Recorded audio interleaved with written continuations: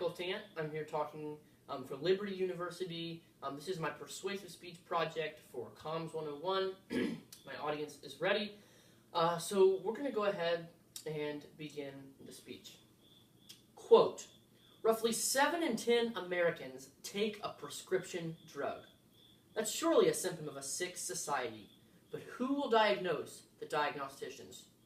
Today what we're going to be taking a look at is the over-medication of America. Specifically, America's obsession with and overuse of drug prescriptions and medications. What we're going to be seeing is that while they've increased the amount of drugs and prescriptions they've used to fix problems, they've lost sight of consistent healthy living and preventative medicine. What really got me interested in this topic is my mother, who is a big health nut, and she's obsessed with a lot of healthy medicine, specifically preventative and alternative medicine. And I guess some of that's rubbed off. I've actually written multiple papers and essays on the subject, and have spent lots of time researching this. So I feel somewhat qualified to talk to y'all today. But we're going to be taking a look at this speech when the thesis is that America is over-medicated through 3 points. We're going to be taking a look at people and how that's affected them. We're going to be taking a look at ADHD and how that's contributed to the cause. And finally, we're going to look at corporations and how they're really the driving problem. Let's go ahead and start off with people. We're going to start off by taking a look at the fact that prescription drugs and prescription medication are on the rise. So this is the first point. Quote, there's been a nearly 15% rise in prescription medication since 2001. This is noted by the American Spectator, writing a news article regarding health in America. And what they've also noticed is this isn't a good thing. 1 in 4 senior citizens, in fact, take 5 pills a day, aiding symptoms of some kind. What we're seeing is that our culture has slowly declined as it's changed and justified the use of all these drugs, and it's negatively influencing society. 100 years ago, we didn't have any of these prescription medications. With new Western ideology has come this shift from preventative medicine to this idea that we can cure the problem once it's already there. But we're going to take a look at the second point under this, and that's negative side effects. We're going to be looking at how prescription medication actually harms people more than it does hurt them. Quote, addiction, depression, suicide, social alienation, incapacitation, overdose, and insomnia serve as a few of the outcomes of prescription drugs. The trend that increases, the increase in prescription drugs has multiple causes. A spike in diabetes, heart disease, and arthritis related to obesity, revised medical guidelines that treat high blood sugar, hypertension, and high cholesterol sooner, and a multi-billion-dollar push by pharmaceutical companies to speak directly to consumers about the payoff in trusting our hearts to Lipitor. End quote. That was a quote from Health US News talking about the over-medication in America in 2010. What we're seeing, though, slowly, is that the over-medication is not only increasing, but it has negative side effects. Quote, consider Vioxx, the blockbuster arthritis drug, withdrawn from the market in 2004 after researchers estimated that it caused between 88,000 and 139,000 heart attacks during the 5 years that it was prescribed. That was from Health US News. And what this is really showing is 3 different things. First of all, that the drug use is increasing. Second of all, that it shows all these negative side effects. And the third was the case in point, Vioxx, which caused nearly 140,000 heart attacks. Certainly, it does more harm than it does good. Let's take a look at the second point in this speech, and that's ADHD. We're going to be taking a look at a couple different subpoints. The first is that it's made up.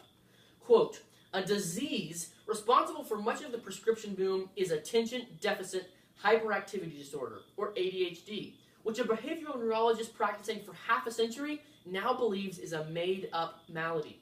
And they don't treat it just as a condition, but rather it's just symptoms, even though they treat it as a condition.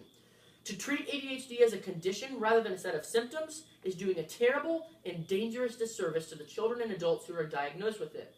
Dr. Richard Saul, author of ADHD Doesn't Exist, wrote at the Daily Mail earlier this week, quote, there is no doubt that the symptoms, an inability to pay attention to details, fidgeting, interrupting, difficulty staying seated, impulsive behavior, they do exist.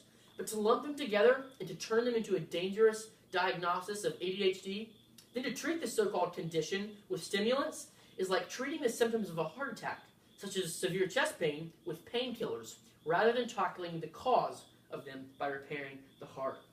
End quote. And honestly, what we've seen a lot of 4-year-olds in classrooms with short attention spans. My siblings certainly would have trouble hanging themselves for 7 hours a day without fidgeting in their seats. But what's the easy answer for the teachers?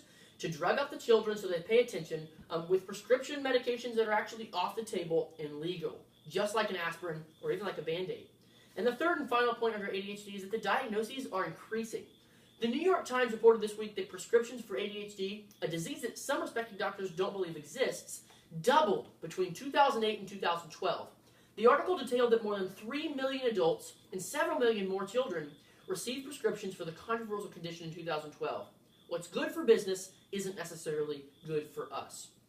What we've seen in the first 2 points is that ADHD and specifically prescription drugs are both harmful and have contributed to less health rather than more health in America. But if all these facts and statistics are true, then why the massive spike in prescription and why the obsession with all these drugs? Well, the answer is corporate greed. And we'll take a look at the third point, which is corporations. The first subpoint I have under this is subpoint A, in it for the money. Quote, in 2012, the top 11 global drug companies made $85 billion in net profits. In the past decade, these companies have spent large amounts of money providing gifts, expensive dinners, etc. for doctors in hope of influencing their prescribing patterns. The second point under this is lie and cheat. An August study in the Annals of Internal Medicine found that 85% of industry-sponsored trials showed that a drug worked well, compared to 50% of government-funded trials. What we're really seeing in the case in point here is that in the case of Avandia, which is a drug, that when the corporation tested it, they conducted a false study that was later overturned by an analyst in the FDA who said that the study was inadequately designed. The impact here is that corporations are willing to hurt patients rather than take a dip in the paycheck. They're not doctors, they're charlatans. What we've seen here is that prescription drugs harm people, and that ADHD is the contributing cause, and that corporations are the real reason for why it's still existing in America. But what's the alternative? The conclusion, or the way to fix this problem, is preventative medicine. A wise man once said that an ounce of prevention is better than a pound of cure. And the real difference in these two ideas is that while one is concerned with healing sickness, the other is about avoiding being sick at all, while maintaining a consistent commitment to health and prevention. Hippocrates said it best, let food be thy medicine, and medicine be thy food. With the transition to Western ideology comes a crucial drawback. We've lost sight of how to stay healthy, and instead have jumped to illogical and deceitful conclusions about how to get better. Ultimately, we see two problems. The first is the mindset of the people, but it's derived from the second, which is corporate manipulation and control. Big Pharma has shown its true colors time and time again, and yet with its size and control of the market, it can remain tall against those who oppose it. Deceiving the public, especially when it's to manipulate and hurt them, is wrong, and why I condemn the system and support alternative preventive medicine. Thank you very much.